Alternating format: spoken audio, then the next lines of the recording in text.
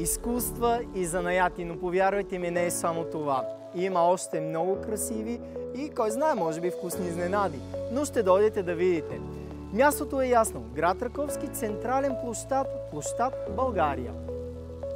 Инициатива на община Раковски и моята скромна помощ, но ще дадем всичко от себе си, за да ви забавляваме и да направим един красив раковчански ден за всички наши граждани и нашите гости.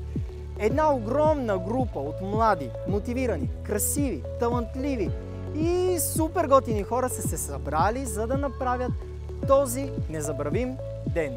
Кои са те? Сега ще ви кажа. Татуисти, които дайте им поле за изява и какво ще направят, нямате си идея. Хора, които размахват четки, творят върху камък, върху платно и кой знае върху какво още друго. Естетика, много красота, много пудра, грим и лак. Те са майсторки и ще бъдат тук.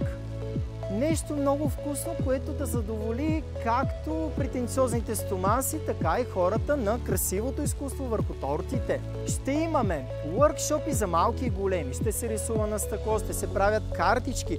Някой може да пробва дори да прави татуси, пък кой знае, може да вземе занаята.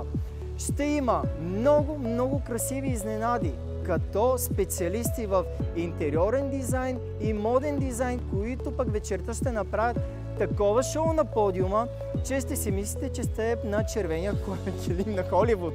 Но килимът ще бъде тук, в Раковски. Ще видите една голяма палитра от много талантливи млади изпълнители. Музика, пък кой знае, може и поезия.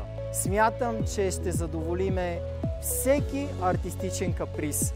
Достатъчно е вие да дойдете и да подкрепите тези хора. И ако ви хареса, повярвайте ми, ще го повториме не за един, а за 2 дни, пък може и цяла седмица. А ако вие искате да се включите до година, заповядайте при нас. Ние ще ви приемеме с отворени обятия. 30 септември, събота. Началото е 10, когато ще започнат уъркшопите, а голямото модно шоу започва в 18 часа. Чакаме ви тук на площад България. Заповядайте всички!